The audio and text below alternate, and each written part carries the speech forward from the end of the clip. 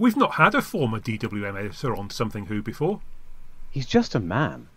He's just a normal man, just an innocent man. How can he be? He can't be. He is. He can't be. He's not possible. Hello, all. Oh, look. It's Gary. Hello, Gary. Hello, Gary. Yeah, hi, Gary. So, we're recording an actual podcast, but what's it made of, a podcast? It's got to be made of stuff. I mean, like jam's made of strawberries. So what's it made of? Well, not strawberries. No, not this podcast, anyway. Usually a pair of Doctor Who stories. One from the old series and one from the new. And we can go anywhere. Well, within reason. Well, I say reason. So we could go backwards in time. Right back to the start. Well, almost the start. We have already done Unearthly Child. And forwards in time? Well, no further than the present day, and you wouldn't want to see that Sea Devils one again. So where do you want to go, eh? And what do you want to see? Well, you know when someone asks you for your favourite story, and straight away you forget every single story you've ever watched? No, totally not. Well, it is a thing that happens. Have you not seen them since the original broadcast either? Well, actually, there is a story I've never seen. Great. Once you've found the disc, just press play. Okay then, ladies, brace yourselves, and welcome to the Rings of Akhaten.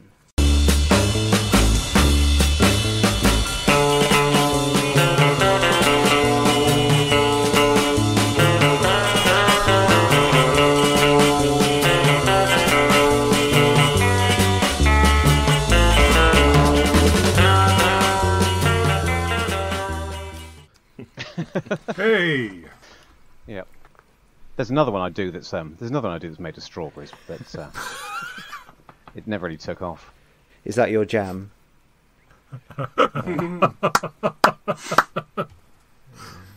I've never said chaps in my life. I'm not intending to say That's fine. No, it's Perfectly fine. Yeah. Hey, you'll chaps. I think that was pretty. I think that was pretty good, and I'm glad that Gav got in the normal innocent men gag. Paul looked thoroughly confused. I was trying to work out how. I was trying to work out how to get it in there. It passed me by. Go on, somebody explain. It just occurred to me at the moment I saw it. I don't It know was what just that improvised genius by me. is. Right. I think we honoured the text, as Louise Jameson would say. I think Yes. She did. Yeah, I mean, it's almost like you were there on Saturday. Yeah. As I often say, it's not Shakespeare. But there we go. Neither is Cymbeline, apparently. Is that a topical gag? Yeah, sorry. Neither is Right, Cymbeline. Neither is Cymbeline. Apparently, there's a story today. It's a Shakespeare stole the plot story, but then Shakespeare stole all of his plot, so I don't quite know why they're making a big deal of it. he won't steal either of these two. This is all staying in, isn't it? Right. Welcome to the podcast where we take something old, a Doctor Who story from the original series, compare it with something new, one from the new series, and add something borrowed, that sketch, to make Something Who. Hello, I'm Richard. It's been a few weeks since the last one, but we're back with Something Who podcast, and for episode 59 we're off to 1959, well as 1981, as we discuss a couple of Doctor Who stories with musical content. First we'll chew over 7th Doctor story Delta and the Bannermen from season 24, and after that we'll examine 11th Doctor story Rings of Akhaten from the second half of series 7. And with me to sing their praises or chorus our disapproval, we have a great lineup, headed up by our special guest, former DWM editor Gary Gillatt, who's still a leading light in the magazine editing game, as far as we understand it. So welcome to Something Who, Gary. Thank you. As far as I understand as well. Yes, I'm hanging on in there. Thank you for having me. But look, Gary, it's fantastic to have you with us, and it's also pleasing to know, as you told us, that you have actually listened to the podcast before you came on it. Oh, many, many times. Yes, it's a favourite. I never used to have much patience with podcasts because you always had someone eating crisps partway through. But this one was always 100% crisp free, so I always enjoyed it for that. The content is terrible, but the lack of crisps is certainly refreshing. Excellent. It's because Richard puts in 18 hours of editing in order to remove the sound of us munching crisps. It was all worth it. Okay, and next up is science and astronomy writer Giles. So, hi Giles. Hello, long time no see. Yeah, indeed. So I was in Truro on holiday a couple of weeks ago, and in Waterstones in Truro, they had 3 copies of your Stargazer's Handbook. Oh, good so Lord. obviously it's a top seller in Cornwall. Well, they've got good skies down there. Yeah, indeed. Yeah. Okay, I have to check whether I'm getting residuals from Cornwall. And then we've got 3D artist, writer and researcher Gav, who we borrowed from Dalek 63 to 88 about a year or so ago and somehow forgot to return. Hi Gav. Hello. You will release me back into the wild at some point, won't you? Maybe. We get such good listening figures though. And finally, it feels like ages since the last one for most of us, but it's even longer since we've had the full team on the podcast. So welcome back to writer, raconteur and missing episodes podcaster, Paul. Hello. I hope you've got a... Well, I'm just going to come straight out and ask. How many copies of my Big Finish CDs did you see in Truro? Was it more or less than 3? That's all I care about. I have to say I didn't specifically look in the Big Finish shelf. Huge piles in the works of Council of War, starring John Levine as Sergeant Benson. Almost certainly. It's entirely my fault that we haven't been together for a couple of months. I mean, I had a fairly heavy schedule in February, putting together a bunch of podcasts, and then caught COVID in March, and as a result, couldn't really face doing anything until about now. But anyway, we're back together and looking forward to it. Equally, if you were expecting us to talk about Sea Devils, then I'm afraid we decided that everyone was going to be talking about Sea Devils right now. By the time ours came out, you'd be sick of them, so we've done something different. And maybe there will be a time we talk about Sea Devils, but it's not now. I was sick of them a lot sooner than that, I tell you. Had the credits rolled yet? Would you have enjoyed it more if it had been 10 minutes longer? Probably. Well, you know, it depends. I was cursing the director, and I gather the prevailing thought is that the editor was to blame. The director wasn't completely incompetent, hadn't failed to get any coverage, but had got the required shots, and then had them cut out for no particular reason by a mad axeman with a pair of scissors. I don't know. That's a bizarre suggestion of zero oversight, that it was handed to the editor and then no one saw it till they pressed play on the day of broadcast. Gav, it happened the last time that they had did a pirate story. If you Yes. It's traditional.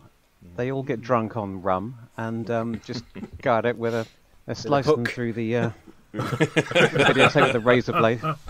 Yeah. Yo ho ho and a bottle of razor blades, as you say. Yeah. Okay. So instead, we're going to talk about Delta and the Bannermen. Written by Malcolm Cole, directed by Chris Clough.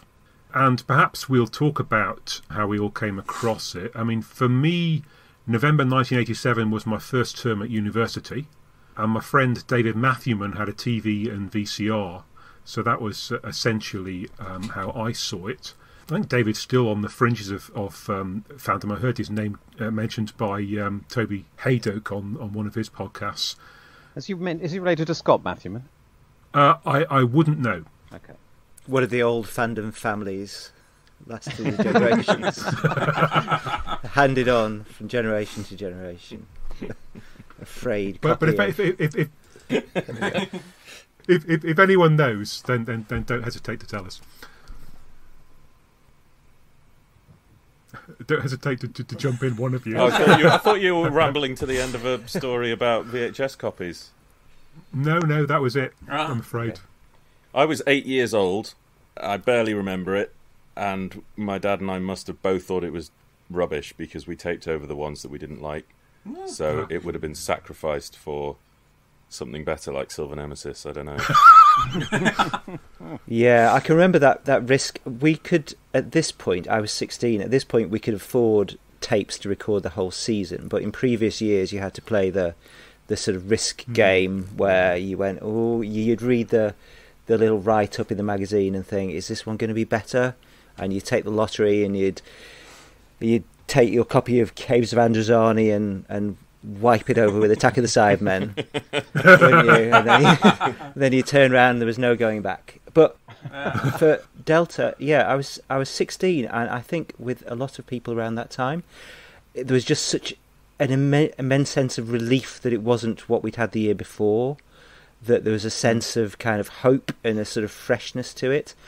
And that's not about Sylvester and Colin. I think it's that shift from Eric Sayward era into this sort of new way of looking at things, and it just felt so cheerful. I do remember the Radio Times listing for it, though, which said something like, the Doctor and Mel are searching for rock and roll and adventure. What they get is Delta and the Bannermen. which I always think about. Yeah. I would have been 17, I guess, and watching it live because I was audio taping things at the time, rather than didn't have a VHS until after the old series. Yeah, after the old series ended. Actually, I'm not sure whether that was deliberate on the part of my parents, but they decided, okay, it's over now. We can get happy with telesnaps around now. But yeah, very much the same as you, Gary. That I remember feeling season 24. I felt okay. We kind of heard some rumblings of what was happening, and we knew that there'd been trouble at the start, and Time in Orania was a bit of a hangover. And then I kind of held my breath for Paradise Towers as being the Brave New World, and was at the time somewhat disappointed and I think embarrassed by the Kangs and that stuff. And then this one came along, and yeah, it's wobbly, but it all kind of clicked into place for me, and I thought, hang on, there's something. This is good. This is fun. It's like they turned the lights back on. And it's just it's not beholden to this huge dead weight of continuity where everything has to be linked to something from 1967 or whatever. Paul, I probably admitted this when we did Paradise Towers, but I'll say it more briefly because I'm even more embarrassed. I was the same age as Gary and Giles. But I wasn't as mature. I didn't quite appreciate what Mr. Cartmell was doing at the time. I wasn't foaming at the mouth and writing letters to my MP and calling in to Patty Caldwell and all that sort of thing. But I think I was open to it. I was open to seeing that this was a brave new world and that it was several thousand times more interesting than the heated over pastiche of the glory years that we'd had immediately previously. But I didn't quite see it at the time. I remember thinking that each story in season 24 was an improvement on the last one at the time, which I do not think now. No. So I must have... That's probably more a sign that I was warming to it, I think. Let's be kind to 16-and-a-half-year-old me. I think this is the one I'd be more inclined to return to. I confess, even though I bought the season 24 Blu-ray, I hadn't really cracked it open until watching it for this, in quite the same way I rushed to the other ones. But it would be this I watched first. It's just the fresh air of it, really. And there's something about Whose Story Shot in the Summer, which is very much the kind of Who of my childhood. That shift in the Tom years after season 12 into sort of shooting in the summer, so you get kind of android invasion and androids of Tara and other android related stories with trees in.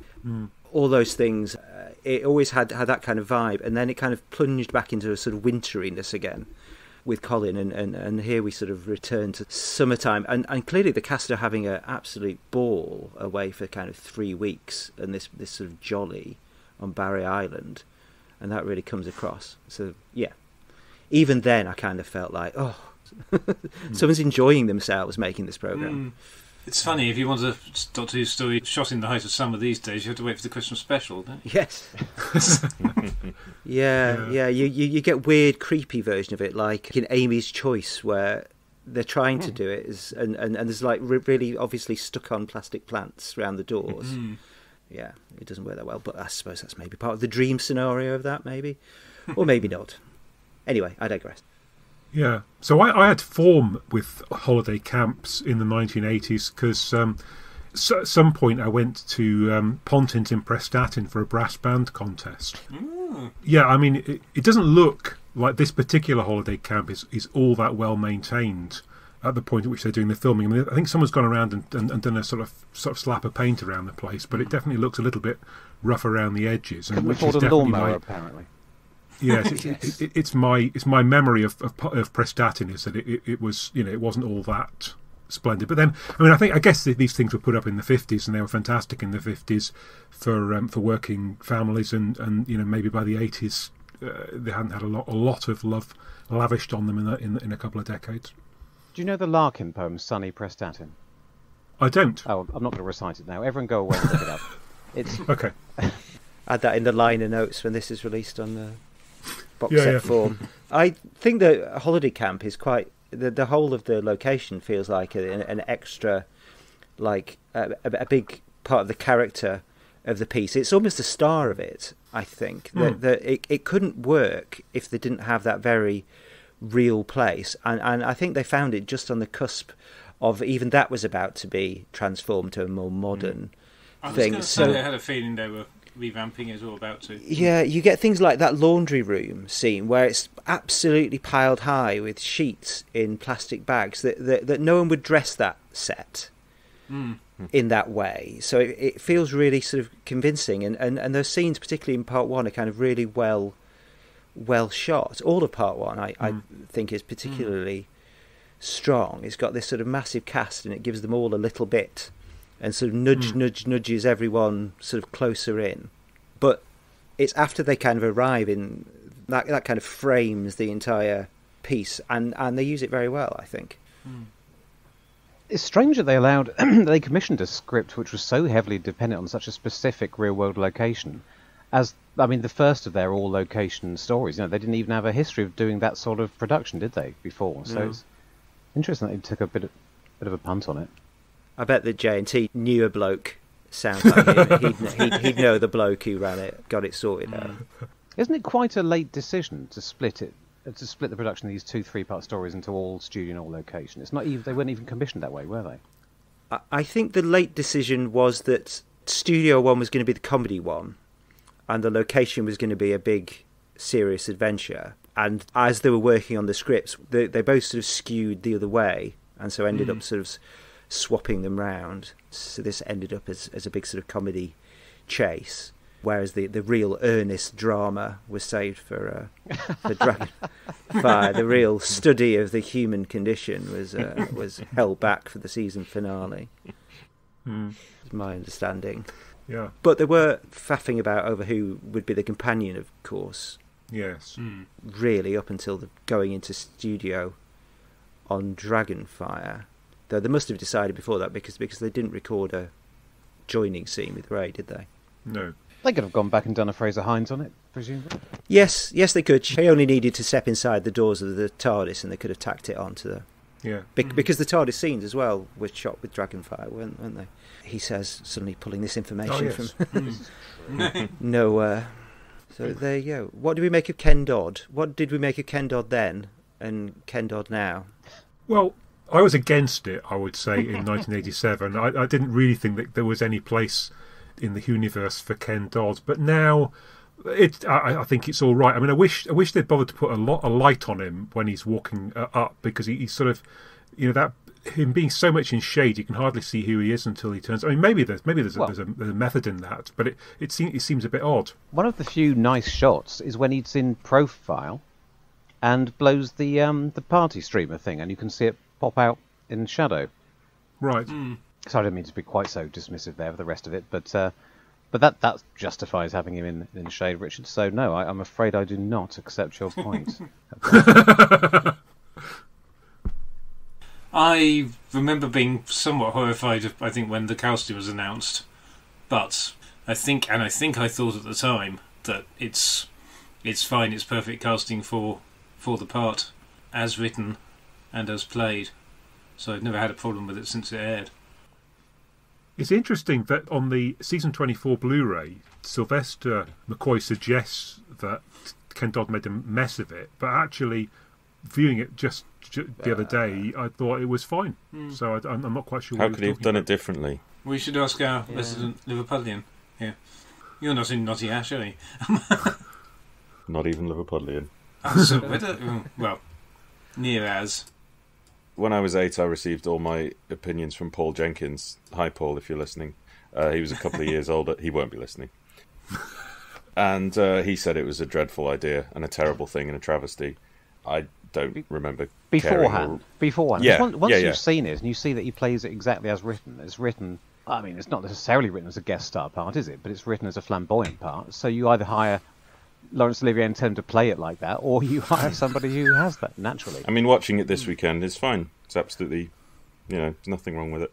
I assume there's younger fans who'd be finding this story now, and Ken Dodd hasn't been a presence in the background of their TV lives, and he'll just seem like any other kind of quirky guest character. But it's a shame watching now that they didn't cut against his TV persona. I think he would have been an interesting choice to play almost any other character in the thing. Gavrock. Tessie Moore, Gavrock. He'd been an excellent Gavrock, spitting that meat at them through his teeth. Or the Shimmeron Child. The Shimmeron Child in a baby form. But Burton, I think Ken Dodd would have been great at that. Yeah, that could work. Ennui, I think he would have been a very enigmatic thing. When they had this star casting at the start with John Nathan Turner, he sort of cast against type. He got the stars in, but you get someone like Harris Hughes as a scientist, and that always worked well. Lead. But by this point, he casts them, but he casts them exactly as they are, and that's when I think that's what always kind of chased, because you just feel it's Ken Dodd. Yeah. But then they shoot him in the back. they take, which is definitely against type. If he's cast to type, the main thing that doesn't generally happen with Ken Dodd is he's not shot in the back live from Her Majesty's with an agonising scream, which is a bold choice, and the start of quite a heavy death toll of likeable characters, a very Sayward level stuff, but done in a sort of, you almost don't notice because you're on to the next kind of breezy bit. There's not much emotional repercussion from the deaths of everyone on the bus. I always find that a bit jarring. I gather there were a few lines that were cut. There was some more in Sylvester's speech. Did anybody watch the extended version on the Blu-ray set? I thought maybe I should, and then I couldn't be bothered to get up and get it off the shelf, so I watched it on BritBox instead.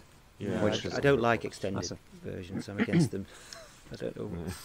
I was going to talk about the bus bit. Can we don't do this in order, do we? So I can leap ahead. No, go ahead. I mean, for my money, at the time, the one thing I didn't like that. I thought it jarred with the tone of the rest of the piece, and of course it does. That's the point. But I didn't think it did it in the right way. I thought it was the wrong sort of jar. I thought it was too much, and not earned, and not dealt with. So from every angle, it didn't really work for me. And it's a scale of villainy that dwarfs his ultimate goal, because his goal is to kill one person. And often in these situations, if a lot of people have to die in the process of defeating this villain, then fair enough. But in this case, more people died as a consequence of all the mucking about than if he'd just succeeded in his plan to get this one person. So it doesn't feel like a justified sacrifice in terms of the story. It's the worst thing that happens in the story. Well, not only that, that's very true. Right? But he has an opportunity to nail her in the first 5 minutes of the thing. Does and he? Is that in the extended version? Sorry, and he just looks at her and talks to her for about 2 or 3 minutes, and then falls out of the spaceship. So I mean, if he was really hell bent on killing her, he's got all the opportunity that he needs very early on, but doesn't take it. She's also got away at one point in the story, and the Doctor takes her right back into the jaws of death, and then goes, crikey, and does a U-turn on the moped. It's an odd aspect of the thing that we don't get the backstory to the Bannermen's hatred of the Shimmeron at all. There's nothing. They just seem like evil thugs. I assume it's all in the book and was worked out beforehand. There were scenes dropped, that it was written that the Bannermen had polluted their planet and wanted the Shimmeron planet, which was this lush garden world, and eradicating the Shimmerons was important in order for them to take over it. I just thought they hated really bad actors and were determined to hunt down every last one and stop new ones being born. But it's hard to see where they would have had the info dump. But it's odd. There's more of an explanation about how honey is made and how the bees live. And I suppose it is supposed to be like, because you see they're like bees. We see, you understand, you're subtle. But you get nothing. So he's just this bully who comes crashing about. And if Gavrok and Helter are the kind of equal and opposing forces, unfortunately they're not equal and opposing in terms of performances. So I think. so it doesn't quite come off. Yes, Billy's mad. What on earth? Why on earth would he pass up Ray for Delta? Quite. She's. I've been quite upset about it at the time. I don't know if it's personal, but Billy well, is no, very odd. I've got stuff to say about him, but I'm not sure we're... before we we're leave that up bit to with that the bus, then. Before we leave the bus, I have something else to say, which, again, it may turn out this was a fever dream, but I think somebody on the Blu-ray set says that it was JNT who suggested blowing it up and killing off all those people, because he thought the story was a bit light on whatever, threat, violence, darkness. He thought it could do something, or just our action, whatever. He thought it could do pepping up a bit, and he suggested it. I can't remember who says that or where. I didn't dream it. So maybe he was missing Eric. It is the sort of thing Eric would have done, isn't it? It's odd as well because there's loads of children there as well, and there's a second bus because there's humans there already, and our holidaymakers arrive, and they're all sort of mixed up. But there's no children that are exterminated on that bus. Is there? No little baby? They're all just big purple blobby things. So big purple blobby things from the Tripolar and Never. In fact, perhaps they could have kept it in the tone of the rest of the story. Would have loads of purple guns spray across everyone when it exploded. It would have taken very little for them to sort of had a sort of line, because they're not humans, and it's established that they can shape change, and that sort of goes nowhere. They could have done something to escape if they'd wanted to not have all these corpses on their hands. But it's got a very high death total. I think there's a compromise there. If you could have killed off one person that we like at that point and let the rest of them escape, and that would have achieved whatever aim he was going for. But it's Eric Saywoody, and these characters have nothing left to contribute. I mean, there is a problem there. It's not the one that JNT thought it was, that it needed some more action at that point. It's the problem that you've got a load of characters that suddenly have nothing left to contribute to the plot. So, Attack of the Cybermen style, you just off them because you can't think of anything better. It is part of the great thing about Part 1 is that there is so many extras in it.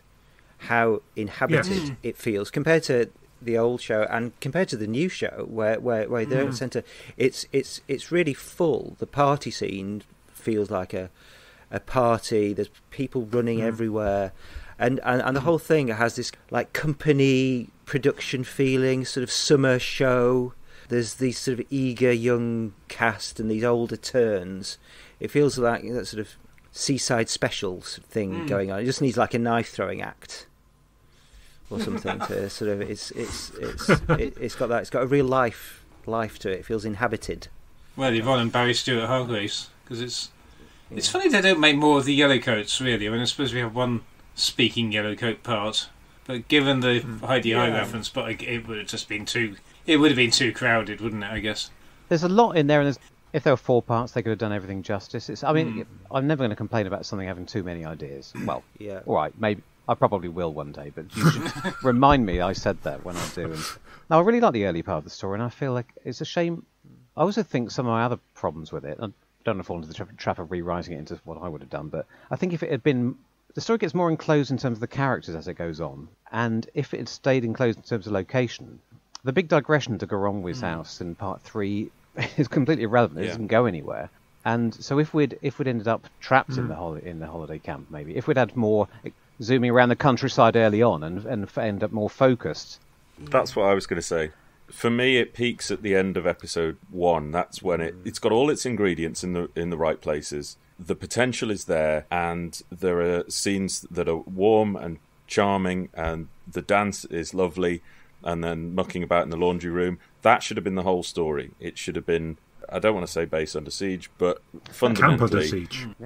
It's then polluted by all of these disparate ideas, that the Sputnik satellite and the bees and the psychic bees. So I get increasingly frustrated from the opening of episode 2 onwards. Well, it's also about physically moving the people about, because Gavrok arrives at the camp just as the Doctor and Delta and everyone else are moved over there, and then Gavrok gets there. They sort of lead them on a wild goose chase, and they get there just as the Doctor and everyone comes back to the camp, and that's basically all that happens. There's a sort of spare space on the board, which is the beekeeper's house. Yeah. That they just travel round to get back to something that could have happened in part 2. Yeah, and the big problem is also because it's quite compressed. We end up with 2 big set pieces, one after another. There's the first big set piece against where they set a trap for the Bannermen. That's the weirdest thing. Yeah, I'm covered in bees. Yeah. They take them somewhere. Yeah. They're not trapped in the house, and this is a desperate plea to escape with their lives. They set a deliberate trap, then hide behind a wall and watch it unfold, and then go off and do exactly the same thing again in the location where the first one should really have been. That's it. It should have been like the A-Team in the setting traps in and around the holiday camp, like you're saying, getting the yellow coats involved. They wanted to stand the ground and help, and it was a big build-up to a thing that then didn't happen. And what happened is you send the players out into these other bizarre situations, and then you've got to spring to Americans from their bindings, and you've got to drop 10,000 jars of honey on Gavrok as he comes in, and it's all these weird sort of threads that... So it's full of ideas, but they're all in the wrong order. Perhaps it's because he started with the bees and the honey, and then the holiday camp came later. So even though he's writing for the whole holiday camp, he's desperate to get to his bees and honey, and he can't think of a way to have a beekeeper. He's got his metamorphosis theme, hasn't he? Yeah, and so he's desperate to get over there. It could have been achieved with a much lighter touch without Goronwy basically lecturing to camera about metamorphosis whilst the bloke is sucking his green metamorphosis juice. I found all the bees stuff too heavy-handed and too clumsy, and I get that, you know, once as a writer you've got an idea and you want to keep it, but I think sometimes the ideas that start you off become a burden to what you end up with, and I think it would have been a better story with that gone. Yeah. You could also argue that Hawke and Weissmuller in their entirety fall into that category, because they are completely sidelined for... Aren't they a fairly late addition for Comic Relief anyway, I believe? Well, that's the note I've made. They're comic relief, but the story is a comedy. So why are they from an earlier draft when the story was straight and they needed light relief? The story was originally set in 1957, and one of the plot lines was that the Americans had beaten the Russians into space. Yeah. And then the date was moved to 59, which made it post-Sputnik, so that plot line became redundant, but the 2 American characters looking for their cutting-edge secret satellite were retained. So it's another redundant element. It just needs a bit of that satellite to have been used in the speakers at the end. Yeah. Yes. Yeah. Is all it does. Perfect. A bit of looking for a transmitter that's strong enough to go with the speaker that's strong enough. And we're nearly there. We've nearly turned this into a Stone Cold classic. Get my hands on part 4 and I'll be... Yeah. I mean, they also turn up too early. It reminded me of Silver Nemesis, where there are lots of characters that we keep cutting between who are there throughout. Oh, this is way superior, though, isn't but I mean, it? it ends up being more than a little contrived that they're already in Wales for no particular reason, and then the satellite just happens to fall there if they'd turned up after it had already crashed. I mean, it's not. I don't imagine many people are worried about that, but it's just a slight untidiness that niggled me when I was looking for things to complain about. So, as I gather it, they moved it from 57 to 59 because they said, there's more rock and roll they could use if they set it in 59, which A, shows an unusual respect for chronology, and B, I was looking through I had the production subtitles on as I was watching it on the DVD version. Actually, I completely forgot that I had the Blu-ray in a cupboard somewhere. And so far as I could see, I could not. Every song that they put up seemed to be 56, 57 or older. And I thought, well, I haven't actually seen anything from 58, 59 in terms of the absolute classics like Rock Around the Clock and things like that are all in time for there. You think, I don't see quite what the justification was in there. And especially if they'd done it in 57, you'd have had also the Back to the Future tie-in more, because there's a bit of a pastiche of, there's a reference to that, isn't there? And it's full of references to... And it's funny that, of course, it went out in November 87? Yeah, so just hard on the heels of the 30th anniversary of the space age. The Sputnik launch was in October, so I remember there being some palaver for 30 years of the space age back then. The music, the contemporary music, is okay, but the Kev McCulloch score is I've always been immune to the charms of Kef.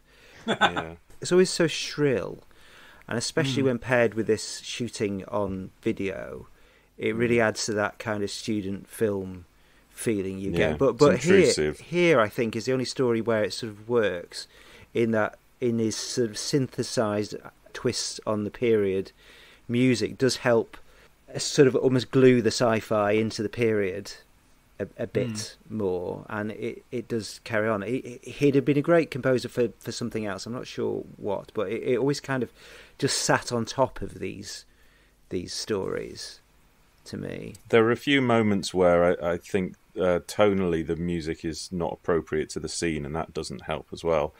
There were a couple of bits where it felt like the old days where the score would just be written ahead of time, and they'd just try to dump it into whatever bits seemed mildly appropriate. And I know that won't have probably been the case with this, but there were times when I just sort of recoiled when the music restarted, and I thought the chase music that I don't know the name of, the Dick classic. Barson? Oh, the Devil's Gallop. Yeah, there you go. Yeah.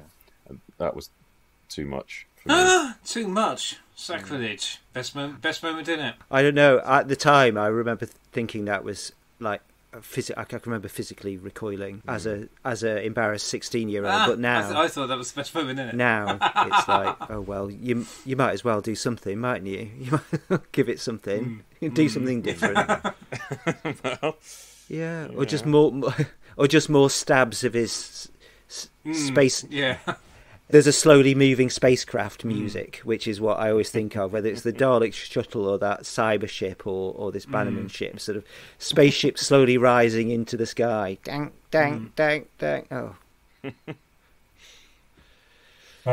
So I guess something else that tells you it's 1987 is that the evil bounty hunter is South African. It's the era before, I suppose, Mandela was released, and it became okay to be South African again. So was Malcolm Cole, though. Oh yes, and apparently the Afrikaans accent was the guy from the Flying Pickets' own idea. Okay. And if the production subtitles are to be believed, he also suggested using his false teeth as the transmitter to and that one was nixed. What, like talking to them like a little like a little puppet, like a not quite sure how that would work. Like Rod Hull and Emu, and his he likes you.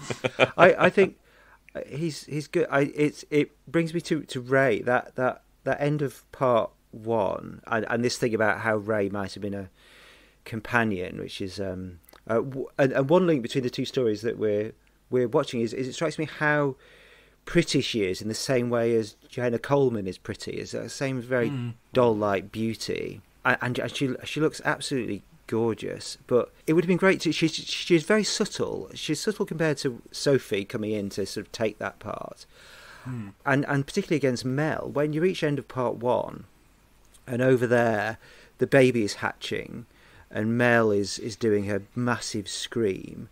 Meanwhile, we're watching Mr. Flying Pickets doing his, the traveller in time they call the doctor sort of bit, and holding them at gunpoint. Ray just does a gulp. She just does. She just goes. You'd never notice it, but set against Mel's scream, that's kind of the final thing of the episode. I kind of like that girl. I'd like to have seen a lot more of her. Yeah. I meant to look to find out who the actress was that she replaced. I mean, I found out the name, but I wanted to see what else she'd been in if I knew her, because the actress that was originally cast injured herself in moped training and was replaced at the last minute, wasn't she? And I meant to try and... Yes. If I knew that, I'd forgotten that. Yeah. My favourite moment in the entire story, which has nothing really to do with the plot, is in episode 1, Ray's reaction to when Billy dedicates the song to Delta instead of to her. Yeah. It's nicely written. It's nicely written as well. Yeah. The way she just jumps on the doctor. Oh, I'd love to, and she plays it very nicely. So. Yeah, it's beautiful. It's really nice. But if I've said something nice there, so I'll be unkind as well and say it's probably the only moment in the story when someone reacts like a human being. But yeah, that was one of my notes, was that it has a frustrating tendency for the characters to just behave in a weird and jarring and unearthly way. I find that really alienating, no pun intended. People just doing weird things that they disconnect you from any attempt to suspend your disbelief. When people do things and you think, well, they wouldn't behave like that in that situation, that's an extra barrier to you believing aliens and flying buses and green things. Could we have had her and Ace? Would that have worked? Would that be too much? You can see. Well, all these years, people have thought you had to choose between them. You see, you can see them working it out though, because she walks around with a full toolkit, doesn't she? And the doctor says, "Oh, who does that?" And that feels like on the edge of something that someone might reasonably do. And then you get to Ace, and she's got a metal rope ladder and 3 cans of high explosive as her everyday sort of going out gear, like the rest of us, have a phone and wallet and things. She packs the TNT, and Ray, you might have imagined them sort of doing something like that she'd have the right tool for any kind of space circumstance, rather than but you can see them going, there's just not enough about her. Would they have taken her on? Would they have tried to have played the same plots? That's the parallel world where she's the companion, especially in the books afterwards. God, they'd have brutalised Ray, wouldn't they? She'd have been punished for being nice in the New Adventures.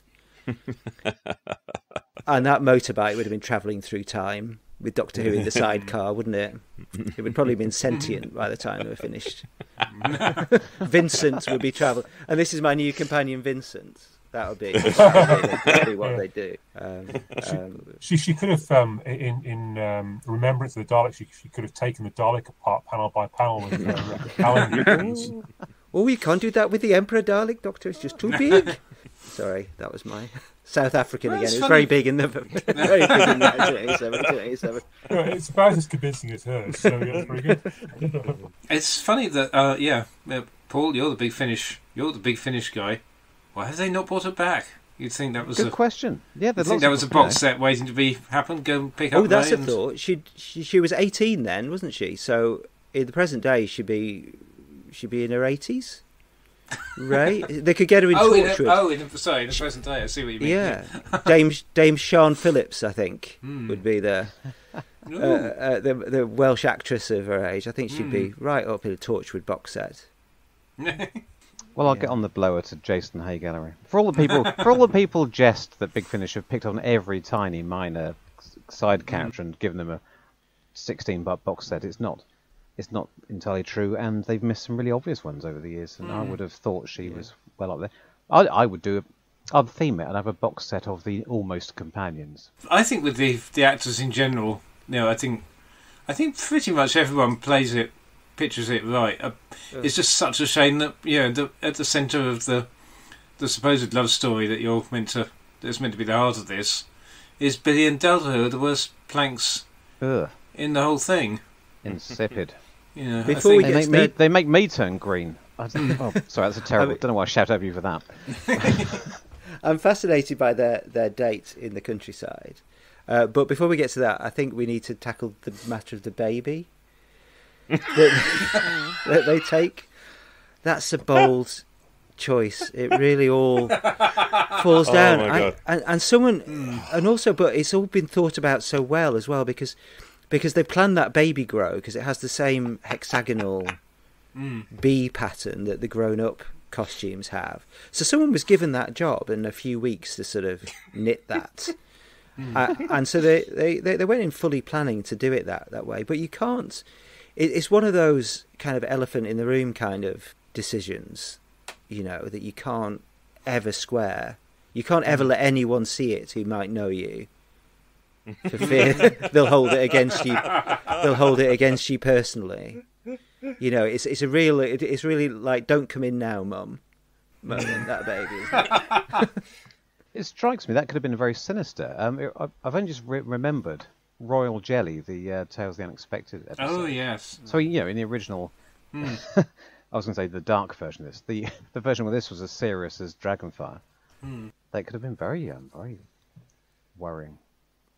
It's just worrying in a different way, isn't it, what we actually get? The story's desperately trying to be fun and funny. I don't mean to put a damper on it, but I generally don't find it either. But a jump cut to a green baby is one of the funniest things I have ever seen, and I'd completely forgotten it was coming, and it absolutely killed me. And I missed about 5 minutes of this. I had to rewind it because it made me laugh so much. I had a coughing fit, and I had to rewind it and rewatch. Oh, it's wonderful, wonderful stuff. Yeah. I want to rewatch it right now. And Billy's feelings for Delta only deepen at this point. Obviously, he's fancied her across the dance floor, as many a man has. And often they find out that they have a child, and maybe that changes his view about if he's going to make his move. He doesn't come in and see this particular child, but really at that moment, that's when the real love's arrow hits him somehow. And then they go on that weird date in the countryside, and he is just too into it. She's saying stuff like, if I can get the hatchling to the brood planet, I can take the case to judgment, which is quite a line. There's a lot going on there, from hatchling to a tribunal of some kind, just in one line. And he's just, well, anything I can do, just tell me, Delta. Like, she's asked him to get the car seat ready for a trip to Quicksave. And then later, she shows him the compound, which is in blister packs, so it's obviously like it's available on prescription on Shimmeron, and she's got the last few, and he sort of eyes it up, and it's just slightly badly edited. It stays on him a bit too long, so he looks really weird as he looks down at it, and then takes it and puts it in his jacket or something, doesn't he? And then later she says, it's my favourite, it's the bathos of it, you haven't been eating that, have you? I had to, Delta. You haven't been eating that. I had to. I want him to start buzzing like Timothy West and Tell the Unexpected. Yeah, and that's the thing. It is all quite sinister. I'm not sure quite what's. Yeah, you can definitely put a very sinister spin on what's going on with. Try. Yeah. Chris Clough keeps it light though. Yes. He does. I was trying to segue into the directing. I was trying to get somebody else to talk about the directing. So I think it moves along very well in part one. The rest of it kind of they put together the kind of stuff they've got. I feel like the location work brings out the worst in him, because he just seems to get into this pattern of sticking the camera in the corner of a room as far. You can imagine a cameraman pressed up with his back against the wall and just stands there. It has a Richard Martin keeping everyone too. in frame. Yeah. The action sequence at the start and the stuff at the spaceport, the toll gates are all good. But yeah, some of it, when you get down to there's long unbroken shots of just 4 people standing, and it's just like the worst 60s on the night Doctor Who recording session. It's weird. I mean, and then it's not unknown to have 4 people standing in a line these days. No, well, if it was only 4, that would be the unusual thing nowadays. 7 or 8, now you're talking. Yeah, I mean, that's a pretty impressive stunt fall in those early scenes, isn't it? Yeah, just like the old days. So is this? Did somebody said that it's a verdant planet or something of the Shimmerons, but it's got a big quarry in the middle? No, Malcolm Cole wrote it as a verdant planet. Bullman is just jealous of their quarry.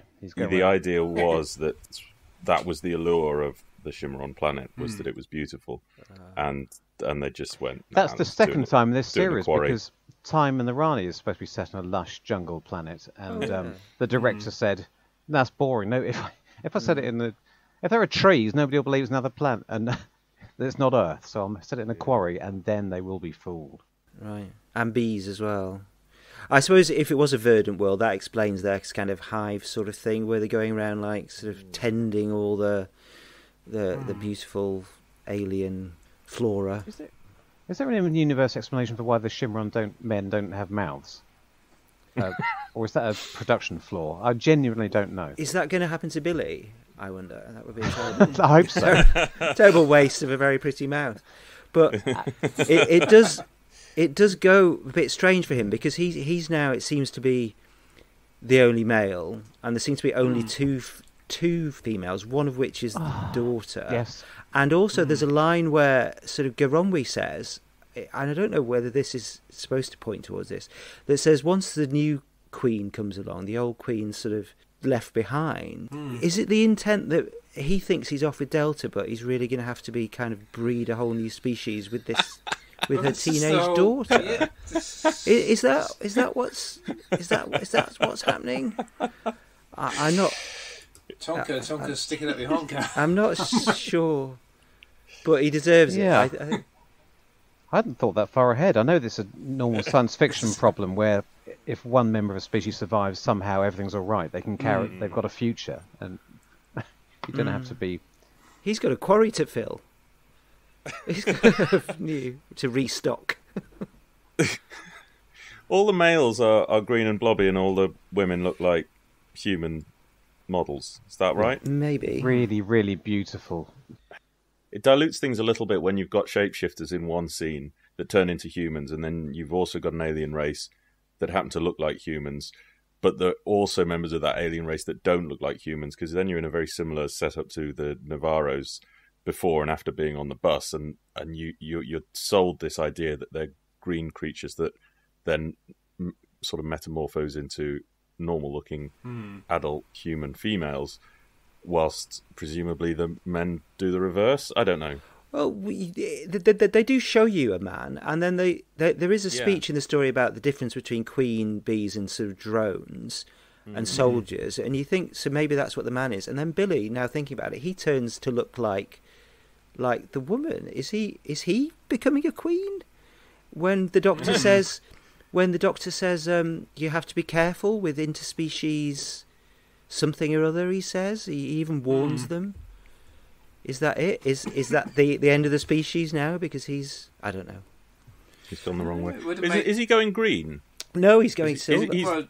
Shimmery, kind of. Shimmery. Whatever. Which brings me on to a minor tangential point. Shouldn't it be chimerons? Isn't the point that it's based on the chimera? The reason I'm writing is how to say chiton. Yeah. I assumed, because the chimera was a two-part animal, I assumed that the idea is that it's named after the chimera. So I assume it should all be chimerons. It's the chameleons from the horror It's Fang the Rock chameleon again, factor. isn't it? The chameleon factor. Tom Baker never heard the word chameleon before. There's a lot of words he'd never heard before. But he has a lot of words I've never heard before. So. Gallifrey. I think he just deliberately does them sometimes, just to annoy Paddy Russell. Yeah. She said, "The way I want you to do this, Tom, I want you to rush through the door and say chameleon." I mean, he was like, "No." When you watch a lot of archive TV from the 60s and 70s, it's astonishing how many words presumably well-educated actors have never heard before. It's like another world. I have You no sometimes examples for you. meet it in real life, though. You work alongside someone for like 20 years, and then suddenly they say something random, and you ask them once, and then you think they can't really mean that. I had one recently, which was Sieg. Sieg for Segway. That's so weird. I was Someone literally about to Oh, say really? the exact Someone same said thing. it just siegs between the two music, and I said, "What?" Yes, So, I was going to say my one perfect. embarrassing example. I won't say who it is. It's my girlfriend, and she says Sieg, or said Sieg until she was corrected. But she now humorously says Sieg to parody herself. I was convinced that it never was Seek. I don't know. I've always said to her, to reassure her, she tends to do it quite a lot, that it's often a byproduct of people being well read rather than people like us who were brought up on television. Yes. That's the excuse I used the other week when I roundly abused the entire cast of the play I'm in for pronouncing the word analogous, or more to the point, they were saying analogous, and I said, "It's analogous. Are you insane? Nobody says analogous." And yet we say analogy. I mean, the English nowadays language people have is- a little machine in their pockets that can instantly prove you wrong to your face, and I was much chastened. My friend Tim, who was basically, he didn't watch TV ever, and he was one of the most well-read people that I knew. He was a big fan of Michael Crichton, and I took great pride in making fun of him. But it was a byproduct of how well read he was, and how he didn't rot his brain with stupid programs about green babies. Or things like the Ribos Operation, or Yes. or Logopolis, or any of those ones that we. Logopolis. That reminds me. Yeah. It's still Ribos to me. It should be. Yes, absolutely. It's They're Ribos. perverse, some of these pronunciations they came up with. It'll never stop being Ribos to me either. Well, I said Gary Gillatt for years. So. Yep. Okay. And Toby Hadoke. Toby Hidoki, but it should be that because that trips off the tongue very well, isn't it? It does, yeah.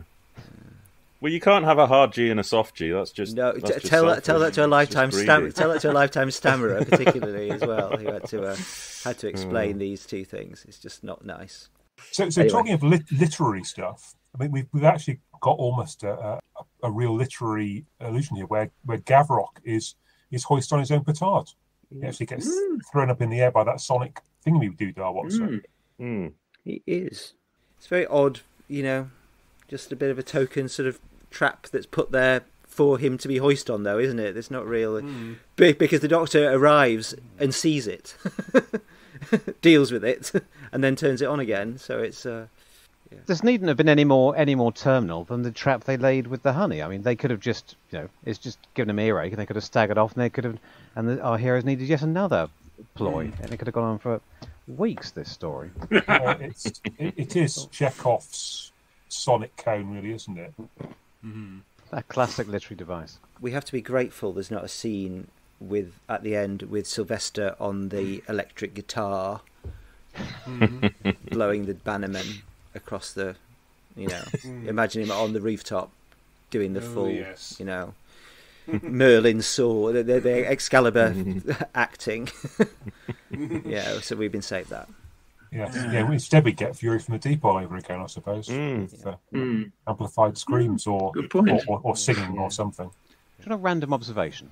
Yes, go on. It only struck me just now how odd it is that there's so many singers in this story who don't get to sing. I mean, I'd already noticed that Mel Bonnie Langford doesn't get to do any singing or dancing, but neither does Stubby K or even the bloke from the Flying Pickets. But, there you go. Yeah. They should have just said, only you, singing. Yeah. To him. Only you. But Billy does, with his pretty mouth. Anyway. Going back to the sonic cone, though, unfortunately, the problem was watching that. Oh, God. Having had our discussion about the demons a couple of months ago, whenever it was, I just wanted to know how they did the exploding stick trick with the sonic cone.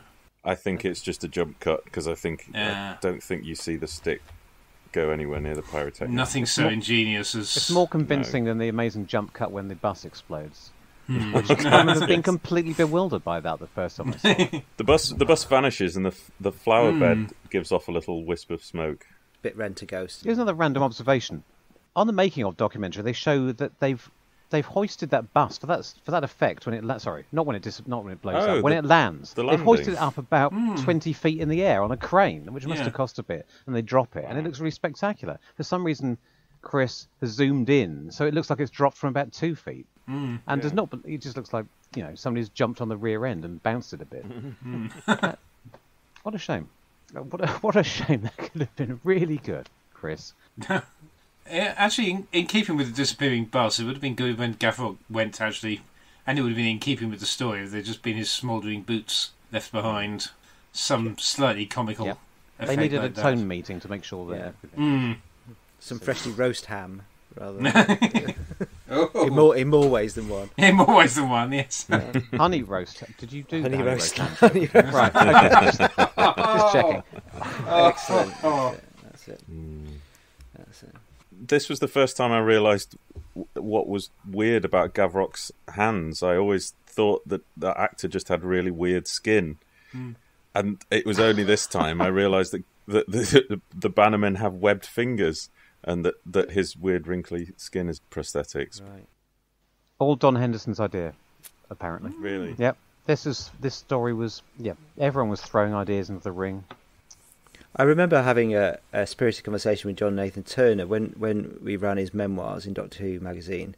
We'd meet each month with a season, and we'd have a lunch, and I'd sort of go through some general questions of the sort of things that people would want to hear about from that season, the sort of the fan points of contention, and he'd listen, ignore them, and then go and write some stories of his turns that he got on with. But I can remember saying to him that I liked it; it was a great cast and everything else. But I went, "Oh, what a shame about Belinda Main." And John, if you ever offended him, you knew when you did. It was like that dinosaur with the frilly neck in Jurassic Park. He would rise up, and you'd go, "Oops." Gary, he would say, there are no bad actors. There are just miscast actors. And then his copy came in for his write-up about Delta. He wrote about the cast. Some people with small minds would consider, have suggested that she was not up to this, and then goes on a rant about how she was, of course, marvellous. And I thought, that's me told, and I cut the whole chunk. But power of the editor's pen. That's my Belinda Main story. Does anyone know anything about her? Has she shown up anywhere else? She's yes. You can go and have your limbs rubbed by her in Wells in Somerset. She is a very successful physiotherapist. Yes, who has worked with the Olympic team and everything else. So you can go and get her. Let's just leave that hanging there. Well, I know what they say about Wikipedia, but there's an allegation on Wikipedia that she's in Wonder Woman 1984, playing someone's secretary. But if so, that would appear to be her first acting role in about 25 years. So I suspect that's either someone being mischievous or mischievous. My friend Paul Vyse tells me that her father was a very good actor, called somebody like Reggie Main or something, and he was in some episodes of Cagney and Lacey, amongst other things, and was very good in that. So she's from a acting gene in her family that clearly skips a generation. She's just got to have the acting jelly. Do we know why Stubby K went for such a small and part that didn't particularly seem to require his skills? Was he doing a... Oh, I've forgotten the name of that bloke from Silver Nemesis. We were over here to watch Wimbledon and just thought he fitted in. That's the one. And he said Anton Lesser. That would have been... What a good save. Imagine if I'd said Anton Lesser. Oh. No? Do they fly him in especially for this? I'm not sure. I don't remember ever reading. Of course, as a child, I had no sense of who he was. Only dimly have a sense of it now, really. Was he doing some West End show at the time? I have some vague, very vague recollection. He might have been doing some West End musical. Well, I hope so. At the time, and so. Normally, one of us does some research beforehand. What's gone on this week? I rely on that. Which one of us is it? Giles and Gav. I've exhausted all my facts. All the G's normally do research. I mean, but this week it's only Gary. Is there anything else anyone wants to say about this? I was finding myself frustrated by the cliched way of writing science fiction, in that suddenly aliens can just do different things. They just added, they can do this singing, this scream. It can be a warning cry. It can be a defensive cry. Suddenly she's got hypersonic thingies built into her ears, and she can telepathically detect the bees, and that's in one sentence, and then it's just gone.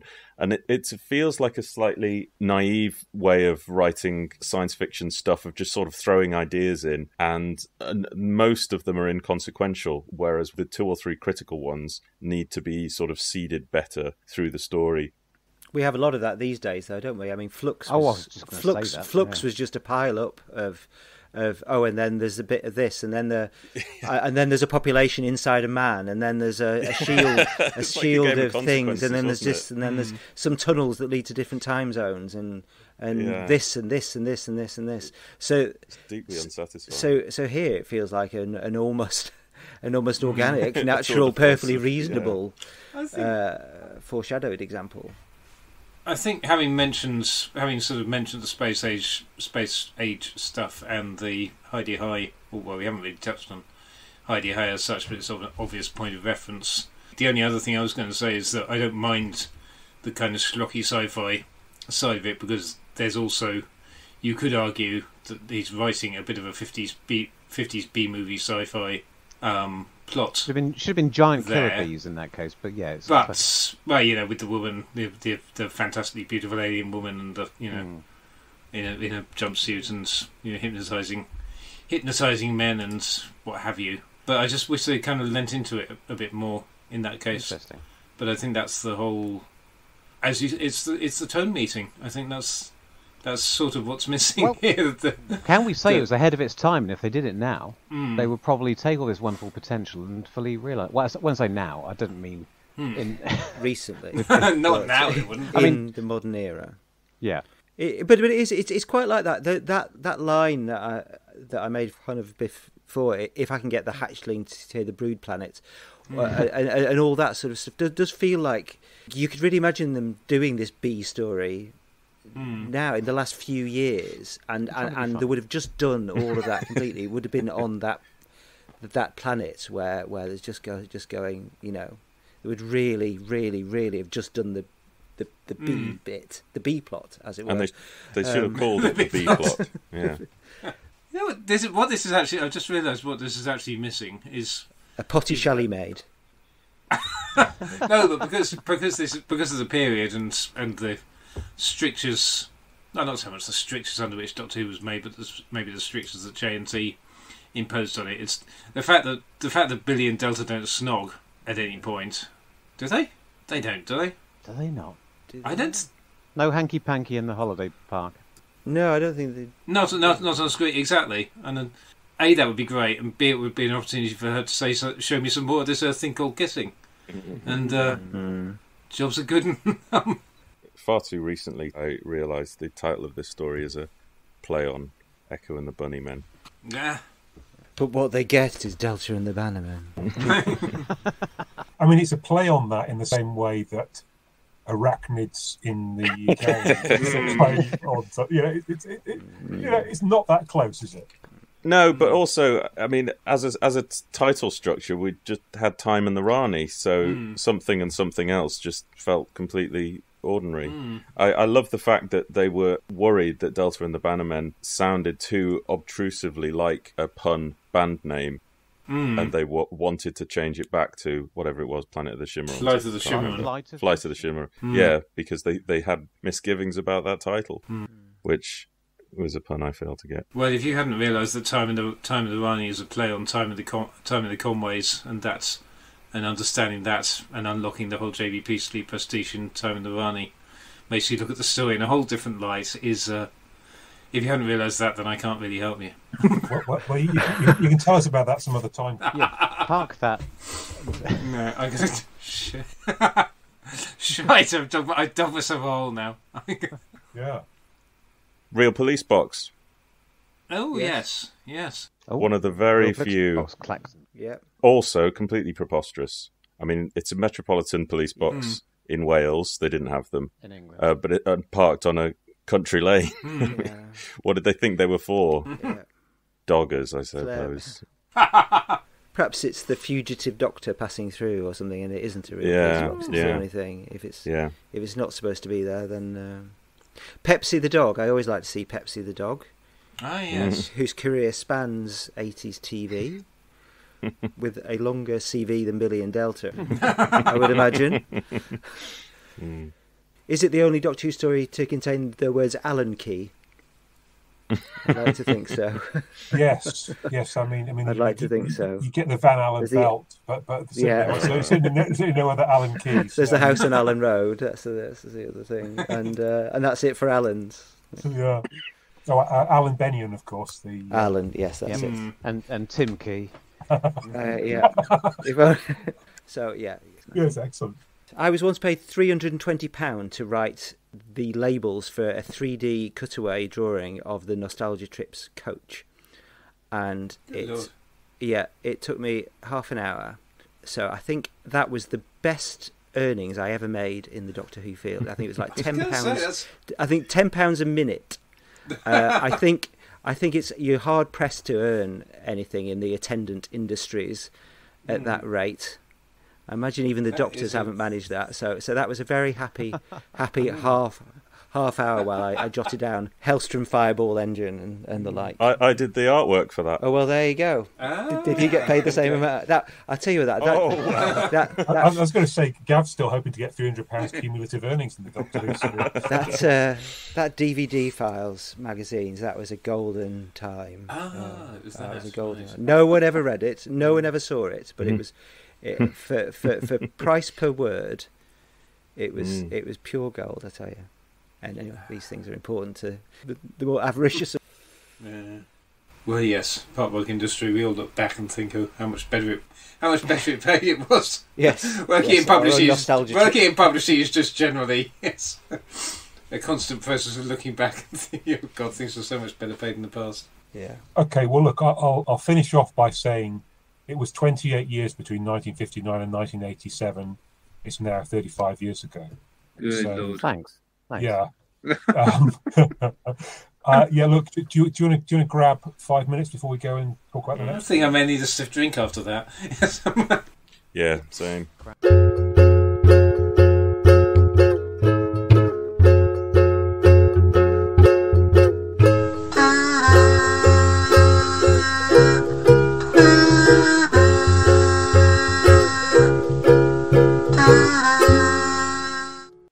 Then again, you might cut it into two anyway. Well, that is becoming the Standard. We'll be back soon, but in the meantime, here's a clip from my other podcast. Oh, Richard, you're just in time for the annual If It's Hurting, It's Not Working finance audit. Oh, hello, Emily. Crikey, that sounds scary. It's okay, there's nothing to worry about. It's just a series of formal checks and balances. Shouldn't take more than a couple of hours. I thought you were HR these days. Yeah, I am. But it's a small business, Richard. We all have to wear several hats, right? Expenditure? Well, mostly it's been free. I don't think that's true. I thought you told me that we were at the end of the free period. Well, okay. So it's $9 a month for hosting. Yeah, and you paid for the theme music. Okay, true. So that was another £20, but that's all we spent. Well, don't forget there's our free labour, but I'll overlook that for now. So what incomes have we actually had? Nothing. Sorry, nothing at all? No, none. Right, okay, so it's costing us money every month. We're working for free and there's no income. What exactly is the business case for this podcast? Well, how about it's fun and we're giving something back? Okay, I'll let you have that one. So you better hit the theme music quickly before I change my mind.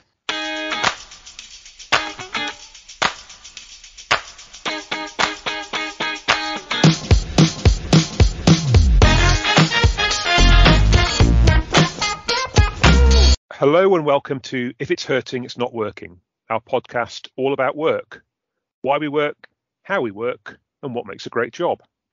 In this episode, our theme is going to be around money and how that intertwines with mental health and how it also plays a part in the role of our working lives. Work is the main and sometimes the only source of income that we have. And while money isn't everything, it's important. And right now, we're all seeing an increased pressure on our household expenses, particularly with rising interest rates and increasing fuel and food costs. So we're going to talk about our experience with money, how to have a healthy relationship with it, how to find a job that pays you enough of it, and where things can go wrong. So let's get on to the subject of money. So I have a rule of thumb in my life, which is that I'm not really motivated by money, but I am motivated by a lack of money. And I guess to explain that, it's more obvious in its absence than in its presence. In those rare blissful occasions when I've had, a nice full bank account, I don't sort of go around feeling extra happy. But I guess in those occasions, and we'll talk about at least one of them soon, where I haven't had enough, it's almost all you can think about at times. And it really becomes kind of crushing. But there's also shame involved. There's a thing in our society, I think, that says you ought to be able to cope with this stuff if you're an adult. And once you're in a bit of a mess, you don't really want to have to admit to anyone that that's the situation. With mental health and situations like this, you always feel like, oh my God, I'm the only one going through this. I'm the only one experiencing this right now. And it can feel like a very lonely place. But then when you do reach out for that help and you speak to the experts that can get you out of the situation, it's always, I don't know if you found it, but it was quite comforting. So it's a steep learning curve sometimes, I think, for people, especially around this subject area and the impact that it can have on your mental health. And I think you're right. I think you're right in saying that when you have a visceral experience of it, then it makes it much easier for you to understand the trap. But yeah, if we can help somebody from falling into it, then that would be great too.